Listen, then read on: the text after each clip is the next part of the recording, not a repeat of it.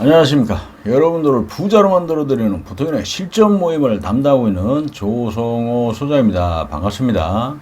자, 오늘은 우리가 이제 그 고객 한 분을 좀 만났습니다. 만나는데 이제 경매로 해서 뭔가를 좀 한번 해보려고 했다가 지금 이제 건물을 찾는 분인데, 오늘은 이 주제를 가지고 얘기를 좀 해볼까 합니다. 자, 시작하기 앞서 좋아요, 구독 꼭 눌러주신 거 잊지 마시고 꼭 눌러주시고 알람도 꼭 눌러주시면 아주 감사하겠습니다. 자, 이제 오늘 딱 만나는데 그 경매에 대한 얘기를 좀 하시더라고요. 의외로 이제 또 경매에 관심이 많다 보니까 뭐 나름대로 또 공부도 좀 하시고 해서 물건도 보러 다니시고 여러 가지 좀 일을 좀 하셨어요. 그러다 보니까 혼자 하다 보니까 또 두려움도 있고 또 뭐 낙찰도 뭐 이렇게 여러 번 집어넣어 봤는데 좀 떨어지고만 하다 보니까 힘들었던 모양이죠. 그래서 경매 컨설팅이라든지 어떤 뭐 또 전문적으로 하시는 분들이 많이 있지 않습니까? 주위에 뭐 학원도 있고. 그래서 이런 분을 또 찾아서 우리가 이제 그 상담을 좀 받고 이제 이걸 좀 해달라 이런 식으로 진행을 했던 모양인데, 이제 얘기를 들어보니까 좀 이렇더라고요. 이제 전후 사정이 이거예요. 사실 뭐 어떤 아파트가 됐든 뭐 건물이 됐든 간에 이제 우리가 낙찰을 받으려면 낙찰 금액을 정해야 되지 않습니까? 근데 우리가 사실 좀 경매라는 거는 좀 싸게 받으려고 하는 거지 뭐 높은 가격에 받으려고 하는 건 아니잖아요. 근데 이제 이런 이야기를 좀 하더라고. 아니 이제 내가 어느 정도 금액을 정해서 서로 얘기를 했는데 낙찰 뭐 입찰하는데 가서 이 정도 금액에 쓰지 않으면 낙찰 받을 수가 없으니까 이 금액을 써라 라고 얘기를 하는 거예요. 그런데 그 금액 자체가 아주 높은, 그러니까 뭐 거진 시세보다 더 줄 수도 있는 어떤 그런 금액들을 이제 쓰지 않으면 나는 못하겠다, 여기서 그냥 가자 뭐 이런 식으로 얘기하니까 이제 막 또 내가 이제 의뢰를 했지만 굉장히 또 불쾌할 수도 있고 막 화가 나지 않습니까? 높은 가격에 받을 바에 뭐 굳이 못 알아봤습니까? 근데 이제 우리가 이제 일반 사람들은 이런 걸 잘 모르잖아요. 근데 대체적으로 보면은 뭐 이런 주위에서 이제 그런 소개를 받아서 하시는 분들 보면은 금액을 이제 적당하게 해서는 받을 수가 없어요. 원래는 경매라는 게 20% 30% 이상 싸야 그래도 이제 이거 좀 잘 받았다라고 하지만, 아니 뭐 그렇게 아니고 높은 가격에 어차피 받는다라고 하면 굳이 의미가 없지 않습니까? 근데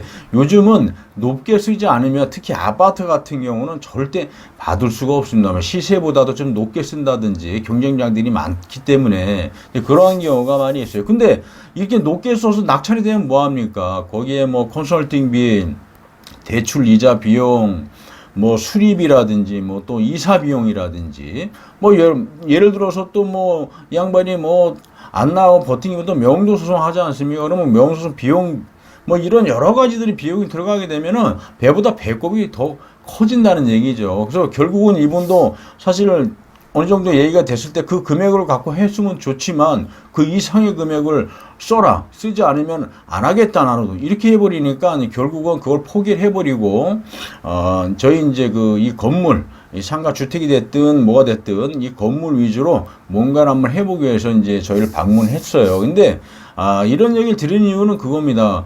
사실 우리가 많은 것을 뭐 어떤 경매라는 거 얘기를 듣다 보면은 경매가 이제는 막 예전 같으면은 경매 같은 경우는 굉장히 재미가 좋았지만 지금 같은 경우는 아주 힘들다는 얘기입니다. 너무 이제 흔하고 뭐 쉽게 말하면 가정주부들도 웬만한 그냥 특별하지 않은 사람들도 이 경매 와서 이제 낙찰 받으려고 막 다 집어넣고 하기 때문에 이제는 너무 흔하다는 얘기예요. 그래서 이거로 이제 경매로 해서 뭔가 하는 거는 쉽지 않다.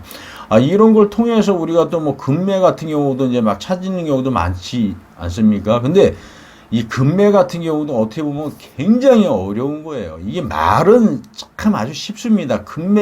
경매보다 더 싼 금매를 사면 좋다라고 하는데 금매라는 것이 하늘의 별 따기거든요. 이게 내가 잘 알지 못하면 절대 주지 않는 거고, 내가 막 진짜 친하게 지내는 어떤 그런 부동산 중개하시는 분들을 아주 친분깊고 잘 알아야 진짜 하나 나왔을 때 딱 전져주는 거거든요. 금매라는 것도 보통 뭐 2천에 3천, 4천 이 정도밖에 안 가. 그 이상도 아닙니다. 그래서 그 정도의 금액이 나왔을 때 내가 아는 사람들 진짜 친분이 두텁고 이 사람한테 줘야 되겠다 하는 분들한테 가는 거거든요. 금매 내가 아무리 부동산 돌아다니고 막 한다고 하지만 이 찾아먹기가 쉽지가 않습니다. 경매라든지 뭐 금매라든지 결코 이제는 흔하지도 않고 만만하지도 않다. 그래서 이런 부분에 대한 걸 우리가 관심을 갖고 경매라든지 뭐 금매 사야 되겠다 마음만 있지만 이런 것들을 우리가 하기는 이제는 쉽지가 않습니다. 그래서 주위에서 이런 뭐 경매로 돈 벌었다, 뭐 금매로 해서 나는 이걸 좀 재미를 봤다, 이거는 약간의 좀 뻥도 있다라고 생각하시면 될 것 같아요. 요즘에는 만약에 경매를 한다면 특수물건을 진짜 전문적으로 그런 걸 해서 3, 4번 모여서 이걸 진짜 깊숙이 들어가지 않는 이상은 이게 재미가 없습니다. 자, 금매 같은 경우도 우리가 뭐 진짜 이 찾아먹는 거 하늘의 별 따기라는 것 너무너무 어렵다라는 거에서 말로는 다 뭐 금매 찾으면은 뭐 돈 법니다 하지만 금매 한번 찾아보러 이 동네 지역에 있는 부동산 한번 다녀보시면 그 금매가라는 것이 나한테 과연 오는지 그 시세에서 보통 3천에서 2, 3천 정도가 쌓여야 되는데 그런 것들이 나한테 쉽게 안 온다는 얘기입니다. 자, 그래서 우리가 할 수 있는 거는 일단은 내가 열심히 움직이고 많은 지식을 쌓고 발품 팔면서 내 바운다리를 딱 정해놓고 거기에 대해서 아주 이를 잡듯이 쏙쏙들이 알듯이 많이 움직이시고 행동하신다라고 하면 그런 금매도 충분히 우리가 찾을 수가 있으니까 노력이 아주 최고의 관건입니다. 얼마만큼 내가 노력을 하느냐에 따라서 그런 금매를 찾을 수가 있다. 경매는 이제 너무 흔하기 때문에 힘들 수가 있으니까 좀 생각을 좀 달리 하시는 것도 좋지 않을까 생각을 하고요. 자, 오늘은 여기서 설명을 좀 마쳐볼까 하고 인터넷상에 부특이론이라고 치면 아주 좋은 정보 계속 올릴 거니까 여러분들 꼭 들어오시는 거 잊지 마시고요. 자, 오늘은 여기서 설명을 좀 마쳐볼까 합니다. 감사합니다.